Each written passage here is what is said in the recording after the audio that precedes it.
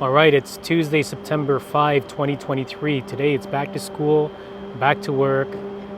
Fall market has begun for real estate. And today I wanted to talk about real estate depression and real estate anxiety. Now, I borrowed this title from David Fleming of the Toronto Realty Blog. In one of his newsletters, he mentioned that depression is looking into the past or what has already transpired, and anxiety is looking into the future, being worried about what's to come. And so let's talk about how that pertains to real estate. Real estate depression looking into the past. You see, a lot has happened in the real estate market. In a few days, we're going to be getting a real estate market from the Toronto Regional Real Estate Board. But let's say, for example, you had bought in the recent year, 2 years, and you're looking at how much home prices are now, how much equity is in your home, and with the high interest rates that have risen time over time, how much your monthly payment is, and you might be getting depressed. You're like, why did I end up purchasing? Why did I buy a home at that time? Why didn't I just wait? Why didn't I foresee this happening?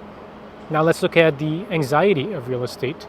If you're looking at the interest rate announcement, if you're watching this on September 5, that's tomorrow, September 6. If you're watching this at a later point, the interest rates have probably been announced by now. So the Bank of Canada, according to The Economist, there's only a 25% chance of a rate hike for this week's reminder, but a chance of 60% of a rate hike by the end of the year.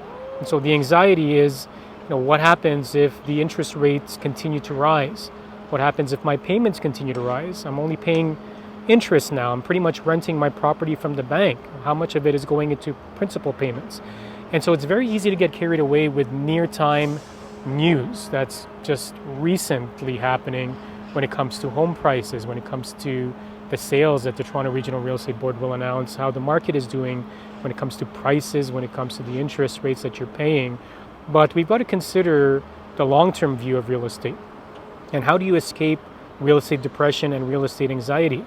Well, you've got to look at it from a long-term perspective. Keep in mind that since the Toronto Regional Real Estate Board has kept data on this since the 1970s, whenever they kept tracking data for real estate home sales in the Greater Toronto Area, the average increase year over year is about 7%, a bit over 7% on average.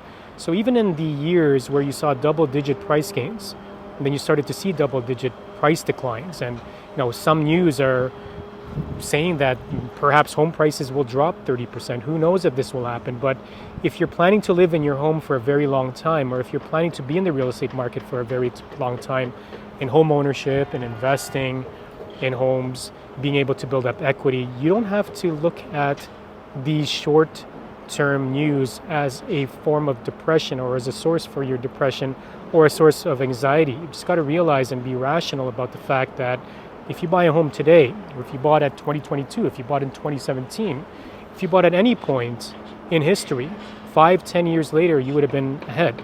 You would have paid down a bit of your mortgage. You would have increased the amount of equity that you have in your home. If you're an investor, you would have had a tenant paying off your mortgage as part of a rental. So there's a lot of opportunity in that sense. And when you rationalize it that way, you start to realize that, why am I depressed about having bought at a certain point? Or why do I have anxiety that my payments might go up? The most important thing, though, is that you did not stretch yourself out. You're not over budget. You didn't buy a home that's too much for you, and you're just living within your means.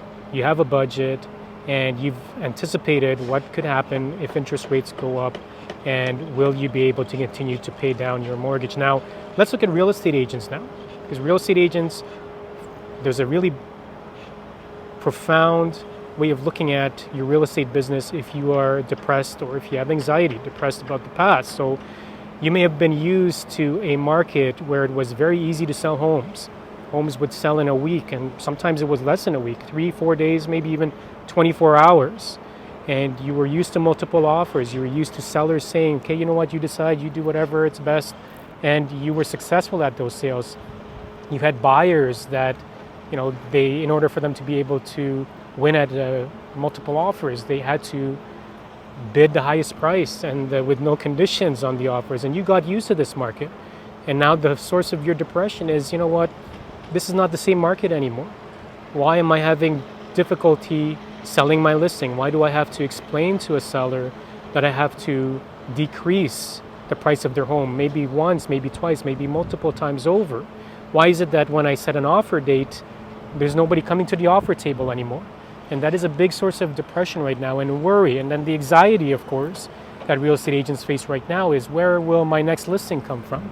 If sellers are worried because of the way home prices are, what happens if I don't get my next listing? What happens if I don't find my next buyer because they're all not very confident in the current real estate market? Well, you've got to look at the various different factors that make up this market. And you also have to realize the fact that over the past little while, there was a very good market in real estate, not only for real estate agents, but for investors, for buyers that were riding home prices up, and for sellers that were getting unbelievable prices for the homes that they were selling. And so you've got to look at, what is the long-term view of this market? If you're a real estate agent and you are earning a significant income as far as your business is concerned, it makes only business sense to have stockpiled or saved and spend efficiently the income that you generated. Because when the market gets tough, one way to avoid anxiety and worry into the future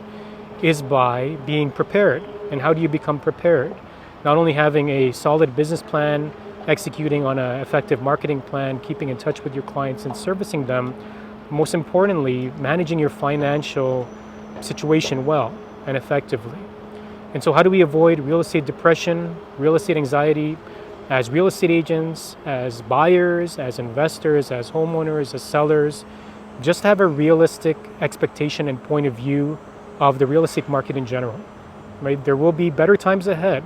These are challenging times in the market, and I'm sure a lot of people who are very skeptical about how high real estate prices have risen and the state of the real estate market in general, all of these things will over time improve. Right? Don't tell me that rates will continue to go up indefinitely. Of course, there will be a time where interest rates will go down. And don't tell me that home prices as well will remain stagnant. I mean, they're also going up and down. And just the important thing is just to do what's right for you. If you're looking to buy or invest in real estate right now, do what's right for you. Look at your budget, look at your objectives, or figure out what will work for you. If you're looking to sell, ask yourself if that move makes sense for you. If selling your home, moving on to your next home makes sense in this market. And if you're a real estate agent, again, hang in there. This will be a market that will truly prove who are the most efficient and effective and smart at running their real estate business. And quite frankly, the people who are practicing in this market who should not be here, I mean, the nature of the business will work itself out. And so I hope you found this video useful. I hope you found it informative. I'd love to hear your thoughts about this and share with me your experiences about the real estate market, whether you're a real estate agent or if you're in the real estate market. Take care. I'll see you in the next video. Bye for now.